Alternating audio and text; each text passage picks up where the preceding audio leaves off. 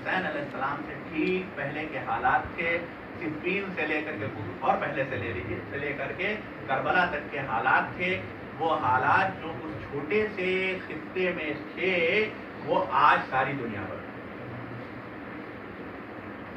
مجھے ایسا لگتا ہے کہ جو کوفے کی ذہنیت تھی وہ آج عالمی ذہنیت، دنیا کی ذہنیت ہے، اور اس کی وجہ بھی ہے تب لوگوں کو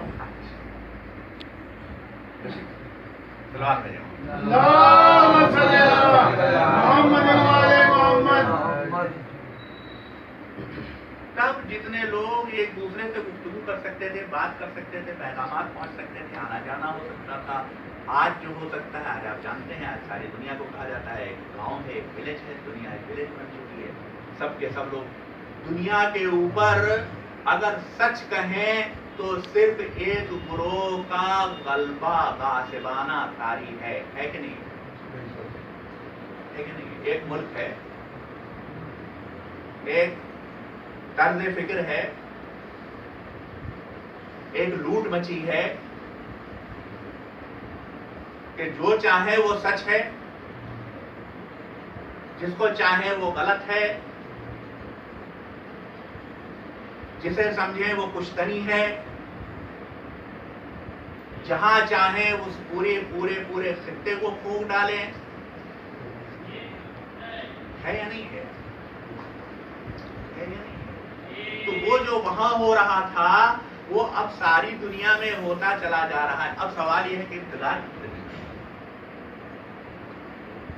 کچھ دنوں پہلے آپ لوگ اس کو نیٹ کے اوپر ڈھونڈ لیجیے گا، آج کل بہت آسانی ہے، کوئی مشکل نہیں ہے، اور کوئی کسی نیٹ کے اوپر بہت ساری چیزیں آج کل آ جاتی ہیں، واٹس ایپ کے اوپر افواہیں اڑ رہی ہیں، نہیں ان میں تو نہیں کہہ رہا ہوں، آپ ڈھونڈیے گا اس طرح ترین ذرائع سے ملے گا۔ دنیا کے بڑے سائنسداں، غالباً آج کے زمانے میں اگر دنیا میں کہا جائے کہ سب سے بڑے کسی سائنسداں کا نام بتا دیجئے جو آئنسٹائن اور نیوٹن وغیرہ کے برابر کی صفوں میں جانے والا ہو، تو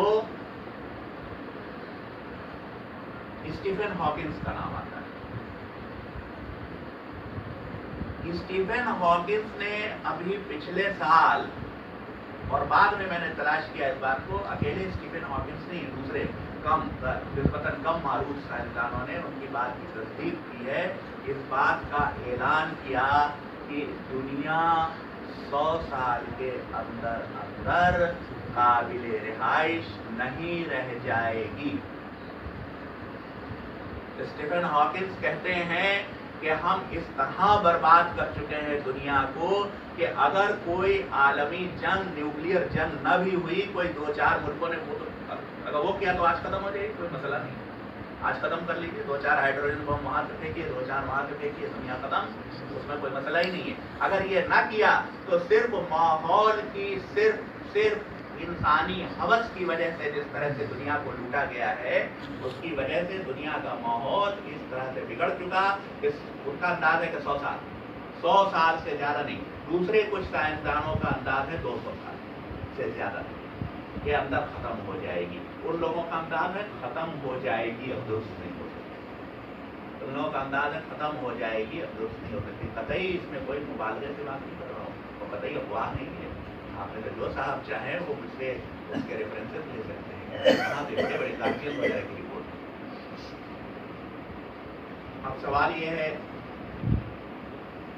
کہ اگر یہ ختم ہو جائے گی ان لوگوں کہنے کے مطابق تو ہماری ذمہ داری کیا ہے؟ اب فساد پھیل چکا بر و بحر میں، اب زمین تباہ کی جا چکی، بما کسبت ایدی الناس، اس وجہ سے تباہ کی جا چکی جو انسانوں نے کمایا۔ انسان کما رہے ہیں صاحب دنیا میں، چونکہ دولت لوٹنے کی وجہ سے دنیا کو لوٹتے چلے جا رہے ہیں، اس وجہ سے کمایا، تو کمانے کی وجہ سے دنیا تباہ ہو جائے گی۔ اگر دنیا تباہ ہو جائے گی 100 سال میں اور نہیں بدل سکتی، تو ہم سب کی ذمہ داری ہے کہ ہم اپنے ہر کوشش میں اس دھارے کو کہ جو یزیدیت کا عکس ہے،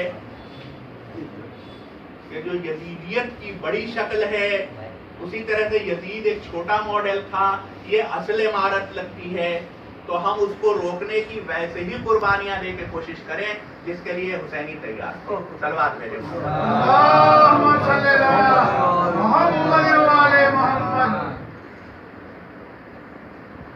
بعثت رسول صلی اللہ علیہ وسلم، مکے کی سرزمین خشک بیاب ہو گیا، جگہ پیغام کی محنتیں، قربانیاں، ساتھ ہوتے وہ وقت آ گیا نا جو آخری حج کا موقع تھا، جو غدیر قوم کا میدان تھا، جہاں مسلمان اس طرح جمع تھے کہ اب کہا جاتا ہے کہ ہم نے تمہارے دین کو کامل کر دیا۔ جب رسول اپنا جانشین بتا کے گئے کہ ان کی پیروی کرو گے، جو جس کا میں مولا اس کے یہ مولا، جس کا میں مولا اس کے یہ علی مولا، ان کی پیروی کرو گے، راہ حق کے اوپر رہو گے۔ اور جناب امیر کی پوری حیات طیبہ کو دیکھ لیجئے، صرف اور صرف ایک مشن کے اوپر دکھائی دیتے ہیں کہ عدل قائم ہو جائے، نابرابری ختم ہو جائے کوفے میں، ساری دنیا میں۔ تبھی تو یہ اتنا بڑا کمال، یہ معمولی بات تھوڑی ہے کہ جس حاکم کی حکومت اتنے طرح کے فسادات اور اتنی طرح کی سازشوں کا شکار ہو، وہ ممبر پر ہے کسی میں ہمت کہ جو ممبر پر بیٹھ کر کے یہ پبلک کے سامنے دعویٰ کرے کہ اگر کوئی کل بھوکس ہو گیا تھا تو مجھے بتا دو؟ اتنی بڑی ہے کسی میں؟ یہ تھا جناب امیر کا موقع، یہ بنانا چاہتے تھے، اور اسی لیے ان سے ان کی ساری دشمنیاں تھیں کہ وہ لوٹ نہیں ہونے برداشت نہیں تھی۔ ان کے جملے موجود ہیں، وقت بڑھتا چلا جا رہا ہے، ان کے جملے موجود ہیں کہ مجھے برداشت نہیں ہے، میں یہ نہیں برداشت کر سکتا کہ چونٹی جو اپنے منہ میں چھلکا لے کے جا رہی ہے، کوئی ظلم کے ساتھ اسے چھین لے، میں نہیں برداشت کر سکتا، علی سے برداشت نہیں ہے۔ میں ظالم کا گریبان پکڑ کے اسے مشرب عدل تک لے کے جاؤں گا، چاہے اسے برا ہی کیوں نہ لگے۔ تو یہ ساری باتیں، اس کے علاوہ عام طور کے اوپر وہ اپنے شیعوں سے اور خاص کر کے ان لوگوں سے کہ جن کو انہوں نے منصبوں کے لیے منتخب کیا تھا، ان سے کیا امید رکھتے ہیں؟ اس کے لیے نہج البلاغہ میں پورا نہج البلاغہ رہے، لیکن دو چیزیں اگر آپ پڑھیں تو علوی پالیسی سمجھ میں آ جاتی ہے، اور یہ بھی سمجھ میں آ جاتا ہے کہ جنگ کاہے کی لڑائی کاہے کی ہے، کس لیے لڑائی ہوتی رہی، دشمنیاں تب سے آج تک کاہے کو چلی آ رہی ہیں، کیوں نہیں ختم ہو چکتی کسی طرح دشمنی کی آگ، وہ بھی سمجھ میں آ جائے گا۔ تو اگر آپ دو خط ان کے دیکھ لیں، ایک خط وہ کہ جو کبھی نافذ نہ ہو سکا، جو کبھی اپنے مقصد تک پہنچا ہی نہیں، قربانیوں میں سے ایک عظیم قربانی کے ساتھ جو صرف ہم لوگوں تک پہنچ گیا، اور وہ خط کون سا ہے؟ جو انہوں نے حضرت مالک اشتر کو فرمان دیا تھا کہ مصر جا کے حکومت اس طرح، پڑھ لیجیے گا، موقع نہیں چلا۔ ایک خط وہ جو انہوں نے، جس کو کہا تھا اپنے منتخب ترین لوگوں میں سے کوفے کے ایک شخص کو منتخب کر کے بصرے کا گورنر بنایا تھا، غریبوں میں سے اس امید کے اوپر کہ غریبوں کی ہم نوائی کریں گے، اور بہت اچھے گورنر ادروائز ہو رہے ہیں، کوئی خاص بات نہیں ہے۔ عثمان بن حنیف،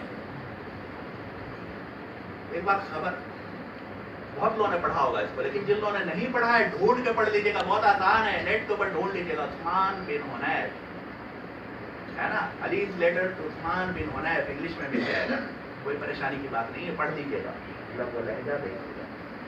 خطا کیا ہوئی تھی عثمان بن حنیف سے کہ جناب امیر فرماتے ہیں کہ مجھے خبر ملی ہے تم ایک ایسے شخص کے یہاں دعوت میں گئے تھے تو اس کے دسترخوان پر غریبوں کا آنا ممنوع ہے، اور ذرا لہجہ ملاحظہ فرمائیے گا، ہڈیاں کانپ جاتی ہیں۔ پورے نہج البلاغہ میں اتنے غصے سے، اتنی سخت ڈانٹ لگائی ہوئی آپ کو، تم کو صرف حنیف، تم کو اس نے صرف اس لیے بلایا تھا کہ تم گورنر ہو، اور تم چلے گئے۔ میں سمجھتا تھا کہ تم میں ایمان ہے، یہ 2 3 4 چیزیں آپ دیکھیے تو آپ کو سمجھ میں آ جائے گا کہ جناب امیر سے دشمنی کیا تھی، اور کربلا کا یہ ظلم اور یہ واقعہ اور حضرت علی اصغر علیہ السلام تک کی شہادت اور زینب و کلثوم کی چادروں کا لٹنا، یہ سب آخر کس دشمنی کی بنا کے اوپر ہوا؟ جناب امیر سے ہی تو دشمنی تھی.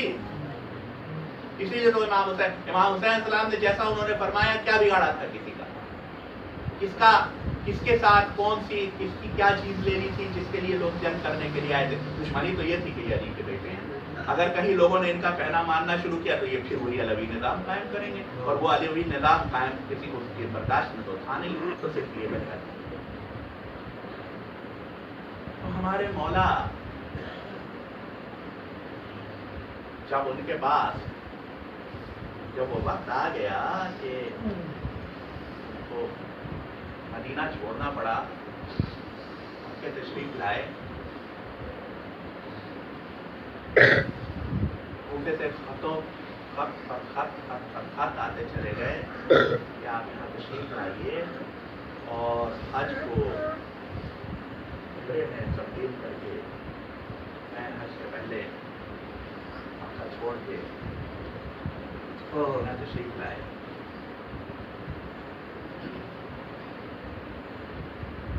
صرف یہ اگر ہم دیکھتے چلیں کہ امام حسین تو امام حسین ہیں، باقی جو لوگ ان کے ساتھ ہیں شہزادے، ان کے لیے معیار کیا ہے اعمال کا، تو شاید شہزادہ علی اکبر کی وہ گفتگو اس بات کی دلیل بنے گی اور اس بات کو سب سے واضح طور کے اوپر ہمارے سامنے پیش کر دے گی کہ جس میں مشہور واقعہ ہے تمام حضرات جانتے ہیں، امام حسین السلام کا گھوڑا جا رہا ہے، حضرت علی اکبر علیہ السلام کا گھوڑا پیچھے پیچھے ہے، دونوں باپ بیٹے ساتھ ساتھ جا رہے ہیں. دفتن حضرت علی اکبر علیہ السلام سنتے ہیں کہ بابا فرما رہے ہیں انا للہ و انا الیہ راجعون، انا للہ و انا الیہ راجعون. جناب علی اکبر کا گھوڑا آگے بڑھا، آپ نے اپنا گھوڑا آگے بڑھایا اور کہا کہ یہ تو بالکل حق ہے جو کلمہ آپ نے فرمایا، لیکن اس وقت کوئی خاص وجہ ہوئی کیا؟ اس وقت کوئی خاص وجہ ہوئی؟ امام حسین السلام فرماتے ہیں کہ میری آنکھ میں غنودہ ہو گیا تھا اور میں نے دیکھا کہ کوئی کہہ رہا ہے کہ یہ لوگ جا رہے ہیں اور موت ان کے ساتھ ساتھ جا رہی ہے پیچھے. آپ نے کیا پوچھا؟ یہ نہیں پوچھا کہ کیا ہم موت سے بچیں گے، یہ پوچھا کہ بابا ہم تو حق پر ہیں، ہم تو حق پر ہیں. پھر کیا فرق پڑتا ہے کہ موت ہم پر آ پڑے یا ہم موت پر جا پڑے؟ تو یہ حسینی فکر کی نمائندگی ہے، اور اسی فکر کی نمائندگی میں ذرا پہلے عرض کر دو ان باتوں کو. اسی فکر کی نمائندگی آتی ہے جناب قاسم کے انداز میں اور اس جملے میں کہ جب فرماتے ہیں کہ چچا موت تو شہد سے زیادہ شیریں ہے. 13 برس کا بچہ جب یہ کہے کہ موت تو شہد سے زیادہ شیریں. جناب مسلم، میں دنیا کو کوفہ یوں ہی نہیں کہتا ہوں، آپ کر کے آپ دیکھ لیجئے گا دنیا پہ آج جو دنیا میں ہو رہا ہے. اللہ ہم سب کو توفیق عطا فرمائے کہ ہم حسینی رہیں آخری دم تک، کہ ہم قائم رہے حسینیت کے جادے کے اوپر اور ہم اس سے بھٹکنے نہ پائے، چاہے امتحان کتنا بھی سخت ہو جائے. وہی کوفہ کہ جہاں حضرت مسلم کے ساتھ ہزاروں کا لشکر موجود ہے، اس کوفے میں صرف اور صرف افواہیں پھیلا کے، صرف اور صرف افواہیں پھیلا کے اس طرح سے مخالف کیا گیا، نفس اس طرح سے پلٹے. کبھی غور کر کے دیکھیے گا، کوفیوں کو ہم کوفیوں کو برا کہہ دیتے، بڑی اچھی بات ہے، کوفی برے تھے، کوئی شک نہیں ہے. جو حضرت مسلم کو چھوڑ کے چلے گئے برے تھے، لعنتی تھے، سب کچھ تھے، اس میں کوئی شک نہیں ہے. لیکن ذرا ہم ان کی نفسیات کا تجزیہ کرنے کی کوشش کریں کہ انہوں نے ایسا کیا کیوں ہو. تبھی اور تبھی کر سکتے ہیں جب ان کے نظر میں مقاصد، جس کو آج کی زبان میں بہت زیادہ زبان مبہم، زیادہ साफ जबान में कह दूं जिसको लोग सब समझ जाएं, कंफ्यूज थे। उनका कंफ्यूजन ये था कि असल मकसद उनका दुनिया था, हुकूमतें कायम करना था, असल मकसद उनका ओहदे पाना था, असल मकसद उनका जागीरें पाना था, या असल मकसद उनका क़याम अदल था। दोनों में से क्या? अगर क़याम अदल होता तो हज़रत मुस्लिम के साथ रहते, क्योंकि असल मकसद उनका दुनिया था, जिंदगी थी, जीना था। तो इस वजह से वो हज़रत मुस्लिम को छोड़ के गए। क्या आज यही मकासिद? सबको नहीं कहता, मैं अपने को कह रहा हूं कि डर लगता है कि कहीं ऐसा तो नहीं होता कि मकसद कंफ्यूज हो जाता हो, कहीं ऐसा तो नहीं लगता कि ये जब दोनों सवाल साथ आते हो तो तरजीह बदल जाती हो कि किसको हम अपना लें और किसको छोड़ दें। माज़अल्लाह, अल्लाह की पनाह, इससे पनाह मांगे हम सब लोग। खैर बहरहाल छोड़ गए सब। हज़रत मुस्लिम है, इब्न ज़ियाद का दरबार है, असीरी है, दांत शिकस्ता है, प्यासे है, करबला की इब्तिदा, तमहीद, पानी जो मिलता वो पी नहीं पाते और इस शान से शहीद किए जाते, लेकिन अपनी राह से नहीं पड़े। कोई चीज, कोई खौफ, कोई लालच, कोई बात। जाहिर है हज़रत मुस्लिम थे। हम कहाँ? हज़रत हानी की शहादत, करबला में हुर का इमाम हुसैन अलैहिस्सलाम की तरफ चले आना, जो हम सब जानते हैं कि ऐसा वक्त कितना है खत्म होने का? कितनी देर में खत्म होने? 5 मिनट। कितना वक्त है? 10 मिनट।